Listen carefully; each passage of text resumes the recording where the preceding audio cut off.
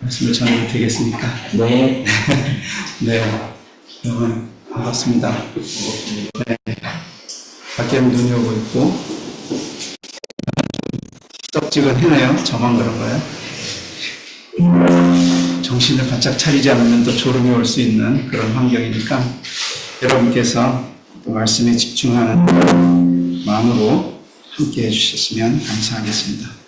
개혁교회의 중요한 전통 중 하나가 이 설교 시간에 선포되는 그 말씀이 하나님께서 지금 말씀하시는 말씀이다라고 받는 그런 전통이 있어요. 그런 믿음이 있어서 전하는 자의 부족함이나 이런 것은 뒤로 하고 이 말씀이 선포될 때 그 말씀과 성령이 함께 하시기 때문에 각자에게 이해되는 지평 그런 것이 편차가 있을 수 있고 또 온 교회가 이 메시지로 함께 또 은혜 받는 것도 있고 그렇기 때문에 성령의 일하심 하나님의 일하심이 각자에게 공동체에게 함께 하신다는 것을 믿는 마음으로 전하는 자도 담대하고 또 받는 분들도 간절함으로 그렇게 받으시면 복이 될 줄로 믿습니다. 네. 제가 준비한 말씀은 종말에 관한 겁니다. 종말. 강 목사님께서 신약 계시록 요한계시록으로 또 아주 핵심이 되는 그런 말씀을 전해주셨고 저는 이제 구약의 말씀 특히 이제 이사야 말씀 이사야서 65장의 말씀으로 구약의 종말론에 대해 여러분과 함께 은혜를 나누고자 합니다. 성경이 66권으로 되어 있잖아요. 근데 그 66권의 절반가량이 종말에 관한 암시나 직접적인 언급으로 되어 있다고 합니다. 미국의 구약학자 월터 카이저가 있어요. 은퇴는 했는데 복음주의자이긴 하죠. 근데 이번에 쓴 책 중에 종말에 관한 설교라는 것이 있습니다. 설교와 가르침이라는 그런 책인데 성경 가르침의 절반이 마지막 때를 밝히고 예언하는데 초점을 두고 있다. 이렇게 말하고 있습니다. 예수님 사역의 첫 말씀 회개하라 천국이 가까워하느니라. 또 그에 앞서 세례 요한도 회개하라 천국이 가까워하느니라. 동일한 말씀으로 사역을 시작했음을 우리는 볼 수 있습니다. 자, 천국이 가까이 왔다. 무슨 뜻입니까? 하나님께서 자신의 백성들에게 예언하셨던 그 말씀이 이루어지는 상황이에요. 하나님의 나라가 이 땅에 실현되고 또 시작된다. 그런 말씀이죠. 다시 말해서 이 세상에 종말이 왔다. 끝이 왔다. 그런 뜻입니다. 따라서 예수님이 초림하셨던 2000년 전부터 지금까지 우리는 이 마지막 때, 즉 종말의 때를 살아가고 있다라고 말할 수 있는 것입니다. 구약 성경에 예언된 대로 이 종말의 시대에 하나님의 나라는 이미 이 땅에 임하였고 천국 복음이 온 세상 방방곡곡에 전파되었습니다. 우리 주님은 하루를 천년처럼 셈하시고 천년을 하루처럼 셈하시는 그런 분이시죠. 그만큼 또 오래 참으시고 또 참으셨습니다. 이제 주님이 다시 오실 재림의 때가 임박하였고 그 시대적 요구에 맞춰서 우리 삶이 무장되고 방향이 맞춰져야 한다라는 그런 마음으로 제가 말씀을 준비했습니다. 자, 그렇다고 해서 우리가 일상을 버리고 1992년에 있었던 해프닝처럼 기도원에 가서 하루 24시간 함께 모여가지고 막 그렇게 하라는 게 아니라 하나님 말씀 속에서 가르치고 계신 그 종말에 대해 우리가 좀 더 자세히 알면 이 시대에 우리가 하나님의 뜻을 따라서 살아가는 그런 데에 도움이 되리라 그런 요청입니다. 그게 이제 까맣게 복사가 됐는데, 여기 아토믹 사이언스 이렇게, 사이언티스트 이렇게 되어 있는 그게 잡지예요. 학술 잡지인데, 거기에, 지구 종말 시계, 시계 모양처럼 보이나요? 네, 보시면, 이게 지구 종말 시계라는 건데, 옛날에 맨하튼 프로젝트라고, 여러분 이제 오펜하이머 같은 게 영화를 보셨으면 아시겠지만, 핵심 주동자죠. 거기 오펜하이머가 원자폭탄을 만드는 데에 어떻게 가담했고, 어떻게 했는지 그게 잘 나오는데, 원자폭탄이 이제 만들어졌어요. 그리고 실제 사용이 됐죠. 일본의 나가사키와 히로시마에 이렇게 두 개가 떨어졌어요. 약 한 225만 명이 한꺼번에 25만 명, 2만 5천 명도 아니고 2,500명도 아니고 25만 명이 한꺼번에 죽는 그런 모습을 보고 이 사태가 심각하구나. 그냥 핵실험, 원자폭탄이라는 게 뭔가라고 실험한 그런 과학자들의 호기심이었을지 모르겠는데 실제로 이런 어마어마한 살상 능력이 있는 폭탄이 만들어졌다. 그래서 몇 년 후 1947년에 시카고 대학에서 아인슈타인이 거기에 주도적인 역할도 했고 모여서 이제 이런 지구 종말 시계를 만들게 되었습니다. 그 후속적으로 원자폭탄이 사용된 후속적으로 강대국들이 또 계속해서 원자폭탄을 만들지 않았겠어요? 러시아, 옛날에 소련이었는 소비에트 유니온에서도 계속 만들었겠고 또 앞다투어서 능력이 있는 과학기술을 가진 그 나라들이 폭탄을 만들기 시작했습니다. 그래서 이 위기감 때문에 지구종말 시계를 만들었는데요. 그 지구종말 시계를 보면 그 위험도가 점점 높아져가지고 지금 2024년 지금은 오후 11시 58분 30초 종말까지 1분 30초 남았다고 해요. 그만큼 간당간당한 거죠. 자, 우리 가깝게 중국 있죠. 대만은 독립국가로 자기들이 이야기하고 있지만 중국에서 넘어간 사람들이 세운 나라다. 그러니까 중국 땅이다. 그렇게 주장하는. 그래서 대만 내에 친대만파와 친중국파가 서로 텐션, 이렇게 긴장 속에 있어요. 갈등 속에 있어요. 그래서 우크라이나 전쟁처럼, 러시아와 우크라이나 전쟁처럼 그런 상황이 벌어지기 직전입니다. 예언주시하고 있습니다. 자, 그 다음에 저 멀리 레바논에서 작년 한참 1년 동안 많이 힘들었죠. 드디어 휴전협정이 이루어졌어요. 지난달에 이루어졌는데 여전히 그럼에도 불구하고 이스라엘하고 헤즈볼라 무장단체 간에 그 전쟁이 일어날 수 있는 요인들이 가득합니다. 자, 그리고 2002년이었는데 2011년이었는데 시리아 내전이 있었죠. 러시아가 또 미국과 이렇게 여러 강대국들이 참여해가지고 전쟁이 일어났는데 약 60만 명이 죽었습니다. 60만 명. 어마어마한 숫자예요. 그리고 600만 명이 자기 고향과 삶의 터전을 잃고 떠도는 그런, 계속해서 지금 전쟁이 끝나지 않고 시리아에서 내전은 진행 중입니다. 그걸 보면 우리는 이렇게 멀리 떨어져 있으니까 모르지만 가까이 가보면 끔찍해요. 그 삶이라는 것이 얼마나 고통스러운지 모릅니다. 이런 추운 겨울이 되면 더욱 사방에서 우는 소리, 부르짖는 소리, 그것이 귀에 쟁쟁합니다. 자, 2000년 전 우리 주님이 말씀하셨죠. 예언적으로 말씀하셨는데 마지막 때가 되면 처처에 전쟁과 기근이 있으리라. 나라와 나라가 서로 대적해서 일어나겠고 기근과 지진이 있을 것이다.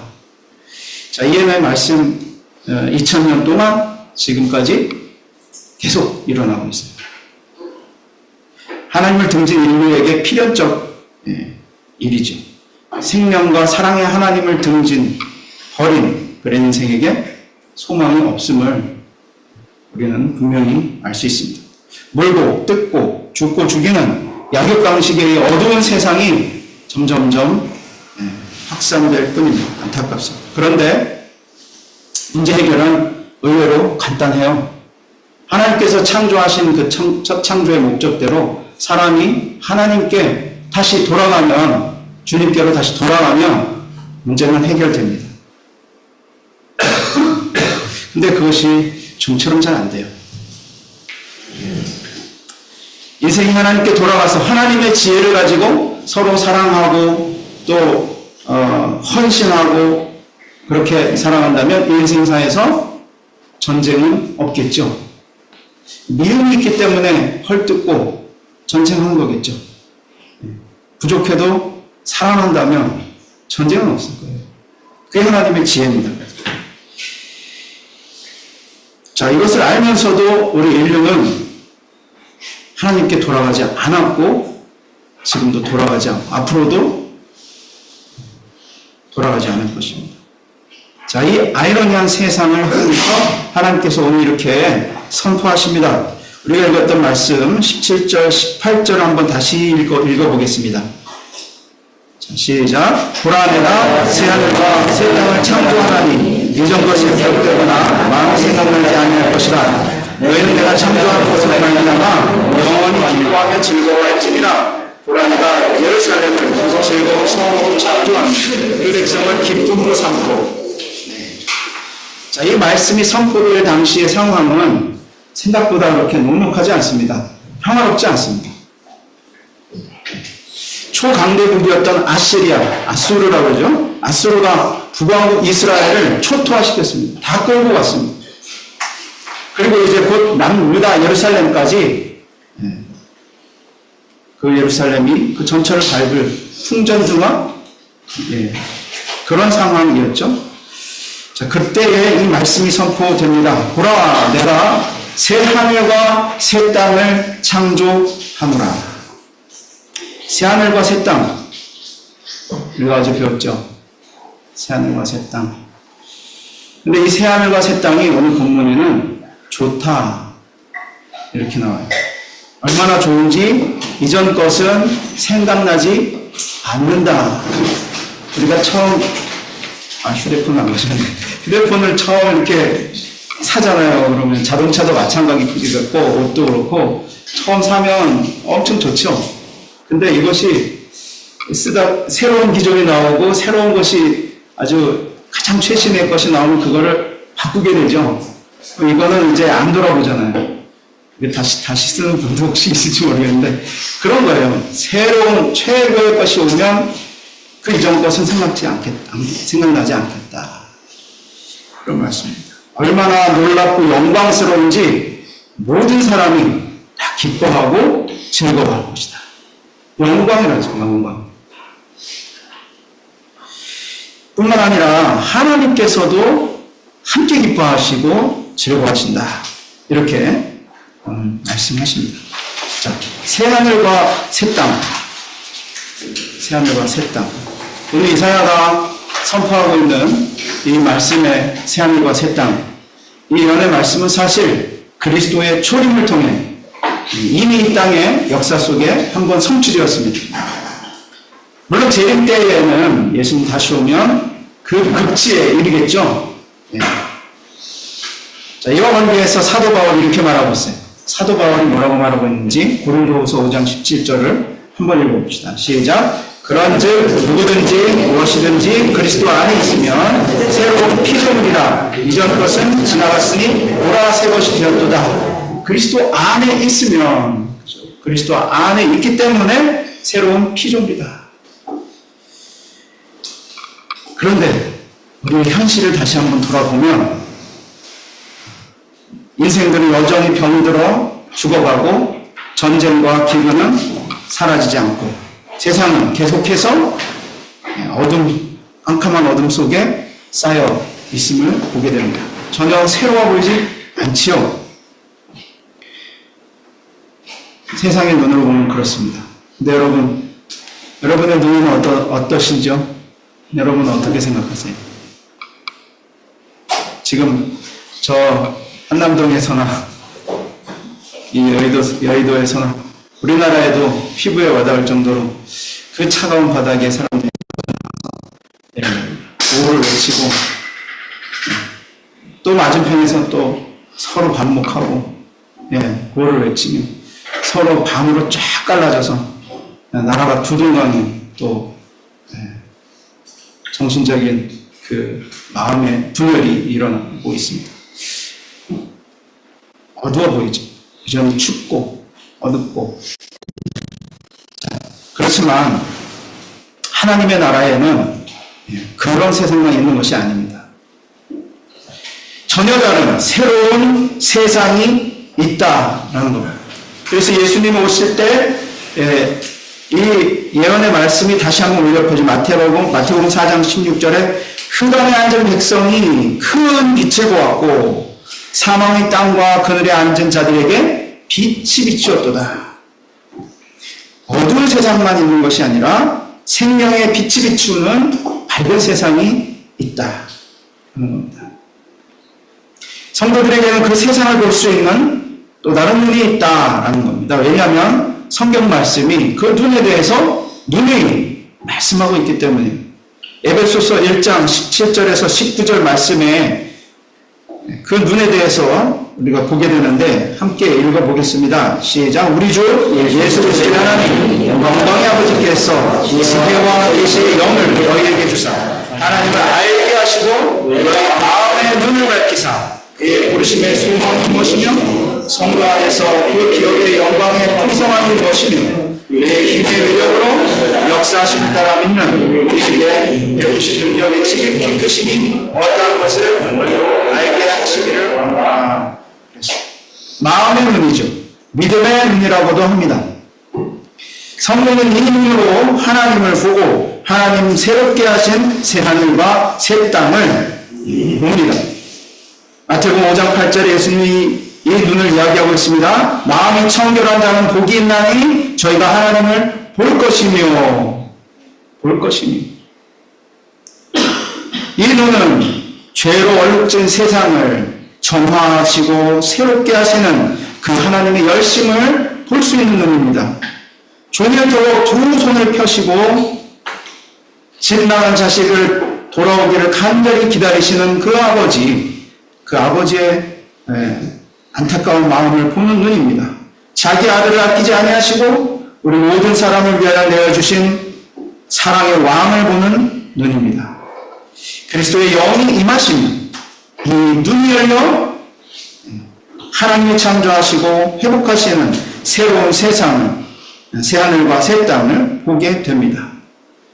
문명의 들꽃 하나를 보더라도 그 속에서 하나님의 영광, 하나님의 아름다우심 그것을 보게 되는 거죠. 어두운 밤하늘에 반짝이는 별자리들을 보며 하나님의 놀라운 솜씨와 그 지혜, 능력을 찬양하게 되는 것입니다. 어제 세상을 떠난 이들이 그토록 바라던 오늘 하루를 우리는 살아갈 수 있습니다. 나는 살아가고 있음 감사하는 그런 눈입니다. 오늘 함께 읽었던 이 말씀 속에 이런 세상이 있습니다. 두세 가지로 요약해서 우리 함께 살펴보도록 하겠는데요. 자, 새하늘과 새 땅, 하나님께서 창조하신 그 새하늘과 새 땅에는 기쁨과 즐거움이 있다고 합니다. 17절, 18절을 보면 하나님께서 강조하시는 거기에 새하늘과 새 땅, 새 예루살렘 거기에는 기쁨과 즐거움이 있다. 생을 살아가는 동안 우리가 느끼는 대표적인 감정이 희로애락이라고 합니다. 기쁨과 노여움과 또 슬픔과 즐거움. 그러니까 이 희로애락, 기쁨과 즐거움만 있는 것이 아니라 슬픔과 노함도 있다는 거죠. 왜 슬픔과 노함이 있을까요? 답은 여러 가지겠지만 기쁨과 즐거움의 반대말일 수 있죠. 사람이 밝은 곳에만 있으면 어두운 것이 뭔지 모르고 또 밝은 것 자체가 뭔지 모를 수 있어요. 그런데 이 어둠이라는 것을 하나님이 허락하신 이유, 이것을 통해 반대로 이것이 얼마나 그 가치, 그 의미가 있는지를 우리로 인식하게 하기 위한 수단일 수 있어요. 하나님의 은혜 속에 늘 있는 사람은 그 은혜의 가치와 그 의미가 얼마나 좋은지, 얼마나 높은지 잘 모를 수 있는 거예요. 부모님이 핍박을 너무 많이 해가지고 어릴 때 교회 다니는 게 그렇게 힘들고 어려운 그런 분들이 있었어요. 저는 그렇게 핍박은 많이 안 했지만 아버지가 너 호적에서 파겠다 그런 말까지 했어요. 교회 나가면 내 자식이 아니다 이런 말씀. 그러니까 그 말들 상처가 되죠. 야, 근데 주일날 가서 한번 예배 드리는데 그 찬송 부르다가 갑자기 눈물이 막 쏟아졌어요. 제가 그런 경험을 한번 한 적이 있는데 왜 그랬냐면 찬송의 가사가 은혜가 되는 것보다도 찬송을 부르고 있는 옆에 이제 제 또래쯤 되는 그 여학생의 온 가족이 아빠, 엄마, 동생 네 식구가 같이 앉아서 예배를 부르는 찬송을 부르는 거예요. 그게 얼마나 부러운지. 그래서 하나님 나한테는 왜 이런 가족이 아니고 나는 왜 혼자예요. 그 뭐랄까 어떤 그런 마음에서 오는 어떤 비애 뭐 그런 것 때문에 눈물이 난 적이 있어요. 그러니까 교회를 엄마 뱃속에서부터 교회를 나가고 교회를 다니던 우리 예배를 드리고 말씀을 보고 기도를 하고 한 그런 친구들은 그것이 얼마나 행복한 것인지 좋은 것인지 모를 수 있어요. 그래서 뭐 가끔 방황도 하죠. 나가가지고 교회 안 다니고 막 세상에 빠져가지고 살다가 근데 많이 이제 인생의 어떤 고배를 마시고 어려움을 느끼다가 그래 맞아 하나님께로 돌아오면 이것이 천국이고 기쁨이다. 그것 때문에 또 신학교도 가는 분들도 있어요. 그러니까 이 슬픔과 노여움 이런 것을 우리가 허락하신 이유는 기쁨과 즐거움이 그 가치가 무엇인지 알게끔 하는 그런 기능도 있다라는 걸 우리가 생각할 때 어느 것 한 가지도 그렇게 하찮게 생각하거나 나쁘게 생각할 건 없다 생각합니다. 자, 우리에게 기쁨과 즐거움은 우리를 기분 좋게 하고 행복하게 합니다. 자, 우리 기억 주머니 속에서 가장 좋았던 그 기쁨의 순간을 한번 떠올려 보시기 바랍니다. 각자 인생에서 많이 있겠지만 그래도 한두 가지. 자, 예를 들어서 여러분 정말 절실하게 구하던 간절히 바라던 것이 딱 이루어질 때 그런 기억이 있으시죠? 또 한편은 기대하거나 생각지도 않았던 행운처럼 그냥 탁 선물이 주어졌을 때 또 있을 것입니다. 그리고 또 개인의 기쁨이 공동체의 기쁨이 되었을 때도 있어요. 2002년에 막 그냥 한국 응원했잖아요. 축구 뭐 4강까지 갔는데 그 그림 보시면 막 이러고 있잖아요. 이게 이제 아마 4강 올라갔을 때 그렇게 기뻐했던 것 같은데 자, 그 기억의 보따리 속에서 다양한 기쁨의 기억들은 사실 하나님이 베푸신 그런 보편 은혜예요. 일반 은총이라고도 합니다. 자, 그런데 이 보편 은혜, 일반 은총이 지향하는 특별하고 참된 은혜가 있습니다. 오늘 본문에 사용된 히브리어 기쁨과 즐거움은 이스라엘이 하나님의 구원을 경험했을 때 그 반응에서 나오는 단어입니다. 예를 들면 막 추격해오던 애국 군대들을 피해서 홍해를 무사히 건넜을 때 이스라엘 공동체가 아론의 누이 그 미리암을 중심으로 해서 소고를 치며 춤을 추고 기뻐하던 그 기쁨. 그리고 신약 성경에서 보면 사람들이 모두 다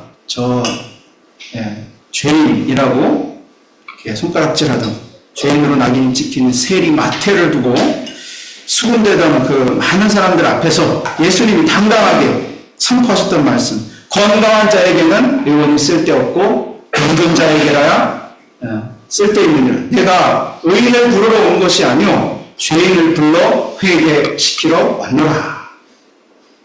자기 복음, 이것이 기쁜 소식이 되는, 자기에게 생명을 다시 얻을 만큼의 기쁨으로 가슴 벅차게 들려오는 그런 기쁨입니다. 나 같은 죄인을 구원하시려 아들을 내어주신 하나님의 사랑과 자비, 그 지혜와 경륜을 깊이 묵상하고 인식하고 깨달을 때 나오는 그런 기쁨입니다. 천지를 창조하신 만유의 주고 만왕의 왕, 그분께서 우리를 자녀 삼아주시고 만유의 상속자가 되게 하시며 복되고 영광스러운 하나님의 그 약속, 복된 약속에 참여한 자이고 그리스도의 몸의 지체가 되게 하셨다. 자, 이 신비로부터 마치 샘물처럼 솟아나는, 막을 수 없는, 터져나오는 그런 기쁨입니다. 우리가 소유하고 있는 그 기쁨의 조각들, 즐거움의 퍼즐들, 이것들 하나하나가 모여서 이루게 될 가장 좋은 기쁨, 궁극의 기쁨입니다. 창조 자체가 하나님이 베푸신 비유죠. 우리가 이 땅에 살아가는 이유가 뭡니까? 하나님께서 하나님 되심을, 하나님의 나라가 우리의 나라가 되는 그 상태를 이 땅에서 이미 미리 맛보고 경험하고 깨닫고 인지하라고 주신 비유랍니다. 비유지만 이 땅이 그렇기 때문에 중요한 거예요. 이 땅의 삶이 하찮은 것이 아니라 소중한 겁니다. 일찍이 선지자 하박국은 이 기쁨을 이렇게 노래했습니다. 함께 읽어볼까요? 하박국 3장 17절 18절. 비록 월간함과 무성치 못하며 꿀 나무에 열매가 없으며 감람나무에 소출이 없으며 밭에 식물이 없으며 우리의 양이 없으며 양의 소가 없을지라도 나는 여호와를 위하여 즐거워하며 나의 구원의 하나님을 위하여 기뻐하리로다. 똑같은 단어가 반복되고 있습니다. 오늘 함께 읽었던 이사야 65장의 본문에서 발견하는 또 다른 놀라운 사실이 있습니다. 자, 여기에 우리의 기쁨만이 아니라 하나님의 기쁨도 거기에 가득하다는 거예요. 내가 예루살렘을 위하여 나의 백성을 예루살렘을 즐거워하며 나의 백성을 기뻐하리니. 우리는 이 말씀을 유의해야 됩니다. 우리의 기쁨이 또한 하나님의 기쁨이 된다는 것입니다. 우리 어린아이 하나를 이렇게 두고 한번 생각해 봅시다. 그 어린아이 간절히 바라는 것이 있을 때 그걸 마련해 주는 거예요. 성탄절이 됐든 생일이 됐든 딱 앞에 갑자기 탁 갖다 주면 우와 내가 바라던 것 하고 팔짝 뛰죠. 이렇게 점프하면서. 자, 이걸 주신 분의 마음은 어때요? 기분이 나쁩니까? 좋습니까? 좋습니다. 아마 좋아하는 분들은 잘하고 좋을 수 있어요. 경험해 보시는 분들은 아실 거예요. 저렇게 좋아하네. 그걸 보면서 막힙니다. 그래서 우리 주님이 주는 것이 받는 것보다 복이 있다. 참된 주는 것에 참된 의미와 기쁨을 알게 하신 거죠.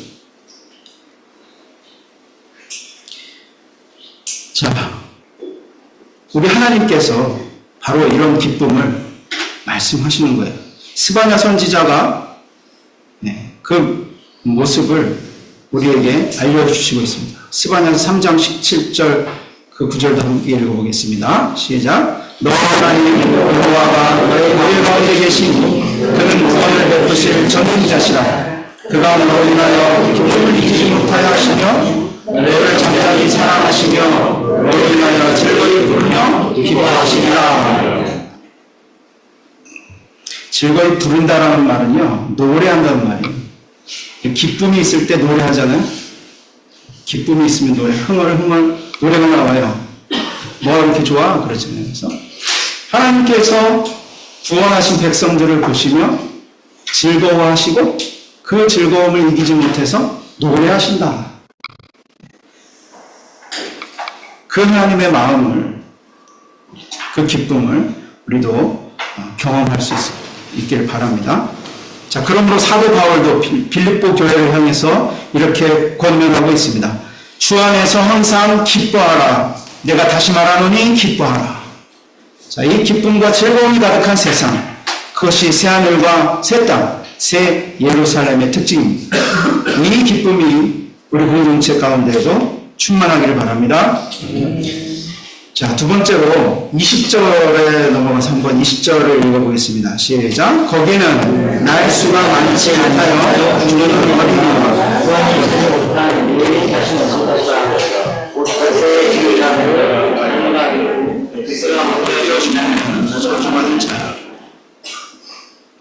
예, 진정한 100세 시대. 요즘에 유행어잖아요. 100세 시대. 100세. 가끔 120세 시대 뭐 이렇게 나오는데 무섭게 그냥 숫자가 늘어나요. 자, 여기서 100살 먹은 사람을 젊은이라고 부르는 세상입니다. 자, 성경에서 100이라는 숫자, 그것은 7이라는 숫자와 함께 완전함, 충만함을 의미하는 숫자입니다. 자, 모두들 하나님이 정해주신 그 수완을 다 채우고 간다는 뜻이죠. 자, 20절 한 구절에 그런데 죽음이라는 단어가 3번이나 반복됩니다. 그러니까 날수가 많지 못하여 죽는 어린이와 수완이 차지 못한 노인이 다시 없을 것이고 100세 죽은 자, 100세 죽은 자, 죽는 자, 죽음이라는 단어가 3번 반복되는데 이와 관계해서 죽음이라는 게 뭐냐에 대해서 한번 간단히 생각해 보고자 합니다. 자, 한 개인의 종말을 일컬어서 우리는 죽음이라고 합니다. 종말이죠. 종말로 하면 개인의 종말과 우주의 종말 이렇게 나누어서 신학에 살펴보기도 하는데 개인의 종말, 죽음. 자, 죽음이라는 것은 이 현실과의 단절을 의미합니다. 단절. 사람이 죽으면 자기 밖에 있는 것들과 단절이 일어나죠. 다른 말로 세상과 이별한다 이렇게 말합니다. 지난달에 제 사랑하는 형수님이 세상을 떠났습니다. 4년간의 긴 암투병이 있었고 고통하는 시간이 오래 있었는데 입관식에 제가 참여했어요. 어떤 이들은 거기서 오열을 하고 어떤 이들은 조용히 눈물을 흘리는 모습을 제가 지켜보았습니다. 이제 그 맑은 얼굴, 해맑은 얼굴 다시 못 보고 또 따뜻한 미소와 목소리 다시 듣지 못하는 것 때문에 거기서 오는 어떤 슬픔, 저마다 그래서 특별의 정을 나누는 그런 광경을 제가 봤습니다. 자, 슬피운 가족들과 아는지 모르는지 관 속에 누워있는, 잠들어있는 그런 고인, 이들 사이에 어떠한 의사소통도 이루어지지 않았습니다. 죽은 자와 산 자의 교감이 끊어진 현실, 그것을 보며 죽음의 의미를 되새기는 시간이었습니다. 그렇습니다. 죽음은 피조물간의 교제와 소통을 교란하고 단절시킵니다. 모든 관계를 두절시키죠. 원래 하나님의 세계는 생명감의 이기적인 관계들로 가득하고 그 관계에 질서와 조화가 있게 하셨습니다. 코스모스라고 합니다. 코스모스. 질서와 조화. 반대말은 카오스. 하나님이 만드신 세상은 코스모스입니다. 아름다운 세상이죠. 코스모스. 다시 새롭게 하신 세상이 이것도 코스모스. 자, 이 질서 있고 조화로운 생명의 교제는 하나님이 선물로 주신 것인데 히브리어로는 그 상태를 샬롬이라고 합니다. 샬롬. 코스모스의 상태, 질서와 조화가 지속되는 상태를 샬롬이라고 합니다. 히브리어로. 자, 이 샬롬을 깨트린 것이 바로 죄와 사망입니다. 죄의 싹은 사망이고 하나님의 은사는 그리스도 예수 우리 주 안에 있는 영원한 생명이니라. 욕심이 잉태한 즉 죄를 낳고 죄가 장성한 즉 사망을 낳는다. 야고보서의 말씀입니다. 자, 창조 세계에 가득한 생명의 교제, 즉 샬롬을 깨뜨렸던 원인, 이것은 죄와 사망입니다. 영원히 살도록 창조된 인생에게 죽음은 대단히 부자연스러운 것입니다. 죄 때문에 죽음이 인생에게 들어왔고 세상을 온통 혼돈과 흑암으로 가득 차게 만들었습니다. 그래서 이 죄와 죽음이 온 인류에게 기세등등한 권세를 부리게 된 것이죠. 인생으로 모든 관계를 끊게 만드는 이 죽음은 가장 먼저 사람으로 하나님과의 관계, 하나님과의 교제를 단절시켰습니다. 죄와 사망이 가진 권세의 핵심은 인생이 창조주 하나님과 단절하게 하는 것입니다. 생명의 양식인 하나님의 말씀을 버리게 하는 것입니다. 영적 전쟁을 생각해 볼 때 이 마귀의 하나님을 대적하는 마귀, 어둠을 상징하는 이 마귀의 전리품은 뭐냐면 생명의 말씀을 우리에게서 빼앗아가는, 생명의 말씀을 우리가 버리게 하는, 하나님과 생명의 교제를 나누고 그 속에서 참된 기쁨과 만족을 얻는 길을 차단하는 것. 우리가 이런 복을 누리게 되면 그것이 천국이고 새하늘과 새 땅이기 때문입니다. 그리고 그렇게 되면 마귀의 세상은 점점 그 설 자리를 빼앗기는 것이 되기 때문에 생명의 말씀을 통해 하나님과 교제하고 그분으로부터 오는 놀라운 능력과 권세를 입는 것, 이것을 일컬어 우리는 기도라고 합니다. 생명의 호흡이라고도 하죠.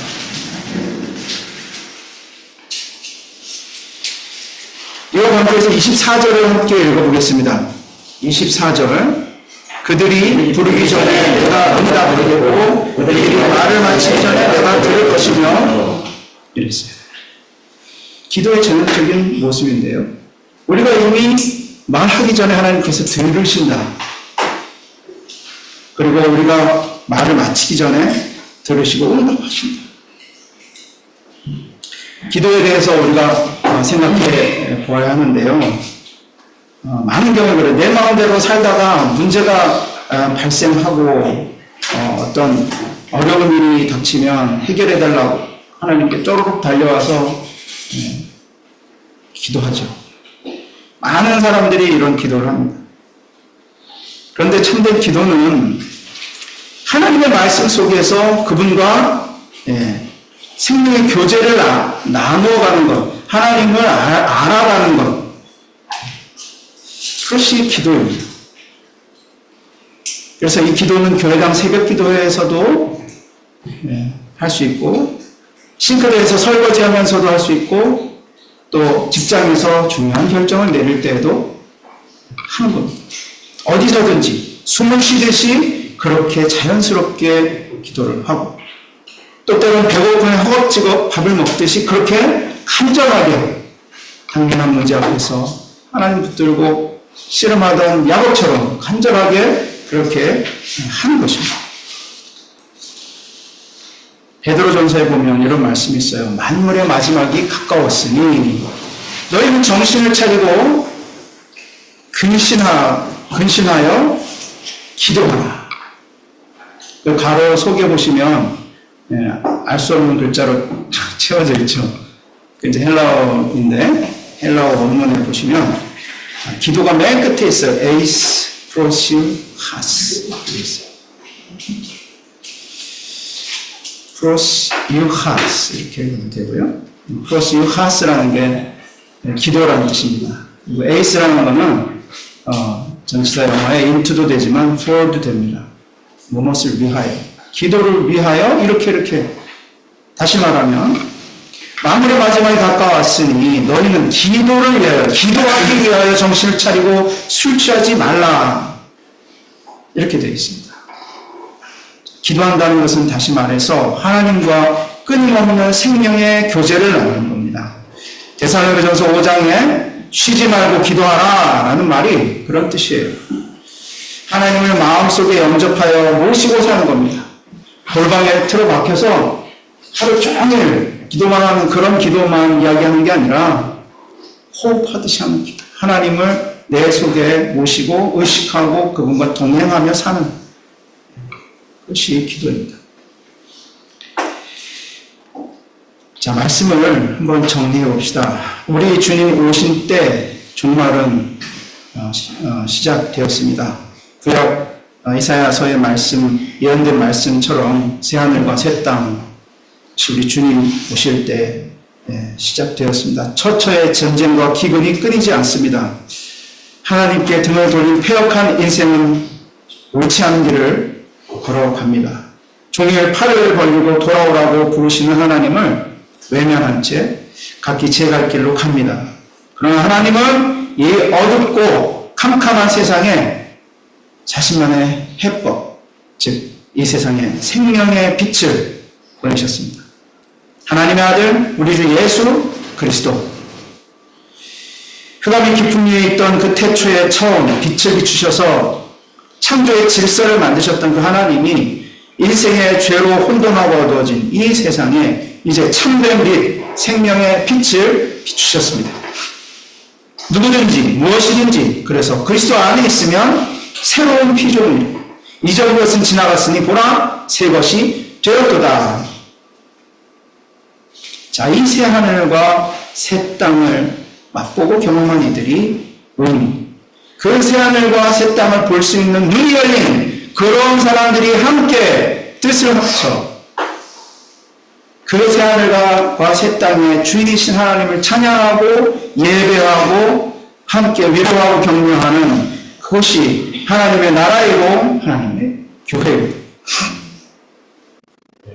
종말은 개인에게나 공동체에게나 그래서 언제나 새로운 시작입니다. 하나님께서 새롭게 하신 이 종말, 우리가 거기에 참여하는 것이죠. 하나님께서 베푸시는 그 회복의 파노라마 속에 우리가 부르심을 받았다고 확신하고 그 하나님이 이루어가시는 새하늘과 새 땅, 이 회복된 세상을 우리가 하나님의 경륜에 따라 그 사명을, 주신 사명을 감당하는 것입니다. 그래서 성도의 직분을 우리가 함께 받았습니다. 화목케 하신 그리스도의 복음을 전하도록 하늘의 기쁨을 먼저 경험하였습니다. 죽음을 이긴 부활의 권능을 우리가 가졌습니다. 성령의 도움으로 하나님과 생명의 교제를 나누며 사는 기도의 사람이 되었습니다. 이제 이 마지막 때에, 이 종말의 때에 우리가 공동체로 모일 때마다 이 말씀을 기억하고 실천할 수 있기를 바라며 베드로 사도의 권면을 함께 나누며 말씀을 마치도록 하겠습니다. 이 베드로전서 4장 7절부터 11절 말씀에 보시면 이런 만물의 마지막 때에 하나님의 새롭게 하시는 이 세상을 살아가는 우리 성도들이 어떤 마음과 어떤 자세로 모이고 살아가야 하는지를 권면하고 있는 귀한 말씀이 있어서 함께 나눕니다. 같이 읽겠습니다. 시작. 만물의 마지막에 가까이 왔으니 너희는 정신을 차리고 근신하여 기도하라. 무엇보다도 뜨겁게 살지니 사랑보다 죄를 서로 대접하기를 원망 없이 하고 은사를 받은 대로 하나님의 여러 은혜를 맡은 선한 청지기같이 성공사하라. 하나님과 하나님을 내가 계시면서 하나님 기록하시는 힘으로 하는 것 같지 않아. 이는 예수 그리스도로 말미암아 하나님 영광을 받으시게 하려 하니 내게 영광과 권능이 세세 무궁하도록 이르니라. 아멘. 기도하겠습니다.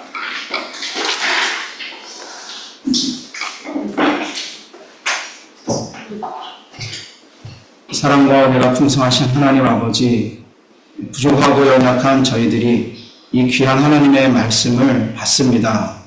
주여, 이 말씀이 우리 각자에게 깨달아지게 하여 주시옵시고 이 종말의 때를 살아가는 우리가 하나님께서 새롭게 하시는 이 역사 가운데 성도로 부름 받았음을 인식해 하시고 게으르거나 나태하지 않고 하나님의 일을, 하나님의 열심을 우리도 따라갈 수 있도록 우리에게 은혜를 베풀어 주옵소서. 예수님 이름으로 기도드립니다. 아멘.